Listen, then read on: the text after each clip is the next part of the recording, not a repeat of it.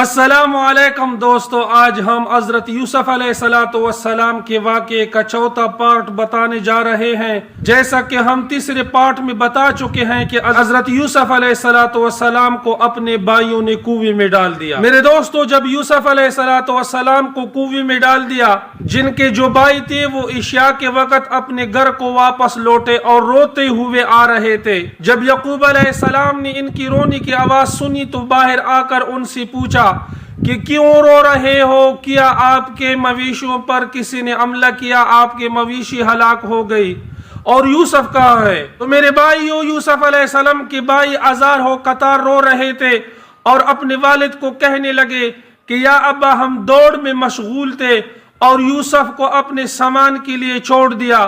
جب ہم واپسی پہ آ رہے تھے تو یوسف کو بھیڑیے نے کھا لیا تھا، اور یوسف علیہ السلام کا جو کرتا تھا وہ اپنے والد کو پیش کیا۔ جب یعقوب علیہ السلام نے کرتے کو دیکھا کہ کرتا کہاں سے بھی پٹا ہوا نہیں ہے اور اس پہ خون لگا ہوا ہے، جس کرتے پر بھائیوں نے بکری کے بچے کا خون لگایا تھا، جب یعقوب علیہ السلام نے دیکھا کہ یہ کرتا کہاں سے بھی پٹی ہوئی نہیں ہے تو وہ حیران ہوا اور تعجب میں اپنے بیٹوں سے کہنے لگا، بیٹو یہ عجیب معاجرہ ہے، میں حیران رہ گیا کہ یہ کس طرح بڑھیا تھا کہ یوسف کو تو کھا لیا لیکن اس کی کرتے کو کہاں سے بھی نہیں پٹا۔ بڑا عقل مند اور علم والا بڑھیا تھا۔ تو میرے بھائیو، حضرت یعقوب علیہ السلام پر اپنی بیٹوں کی راز فاش ہو جاتی ہے۔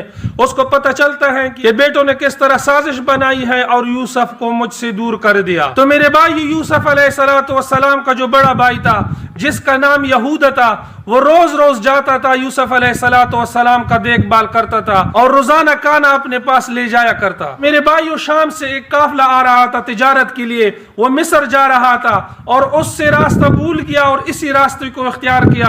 جو قافلے کے بڑے تھے، جو آگے جا رہے تھے، جس کی ذمہ داری ہوتی ہے کہ وہ پانی کا تلاش کیا کر لیں گے اور قافلے کو پانی مہیا کریں گے، تو وہ لوگ آئے اور کنویں پر پہنچے کہ یہاں ہم کو پانی مل گیا۔ میرے بھائیو، جب کنویں پہ پہنچا تو اس آدمی کا نام مالک بن دعبر تھا۔ اس نے کنویں میں ڈول ڈالی اور یوسف علیہ السلام نے نیچے رسی کو پکڑ کر جب ڈول کے ساتھ یوسف علیہ السلام کو اوپر آ گیا تو وہ خوشی سے بولنے لگا کہ ہم کو ایک کمسن اور خوبصورت غلام مل گیا۔ میرے بھائیو، مالک بن دعبر پہلے تو خوشی سے بول اٹھا، لیکن جب سوچا کہ اگر میں قافلے کو بتاؤں گا کہ مجھے بچہ ملا ہے تو سارا قافلہ اس میں میرے ساتھ شریک ہو جائے گا، اور جب میں ان کو بھیجوں گا تو یہ میرے ساتھ شریک ہو جائیں گے۔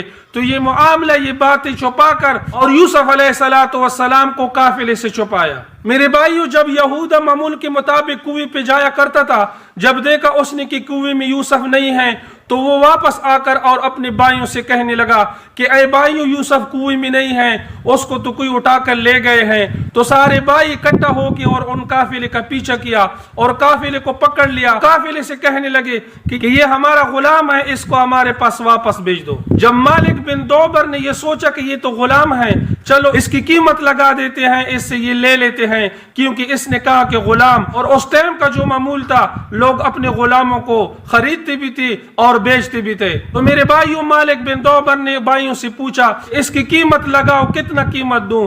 تو بھائی یہ بول پڑے کہ اس سے تو ہم نے ویسی جان چھڑانی ہے جس طرح بھی ہو، لیکن ہم نے اس کو بیچنا ہے۔ تو میرے دوستوں، کتابوں میں آتا ہے کہ 40 درہم سے کم، یعنی 40 درہم سے زیادہ نہیں تھے۔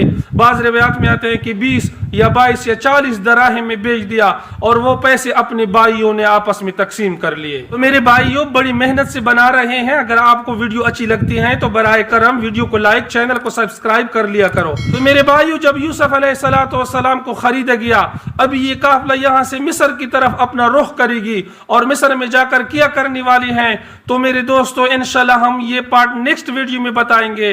یہاں پہ ہمارا چوتھا پارٹ مکمل ہو جاتا ہے۔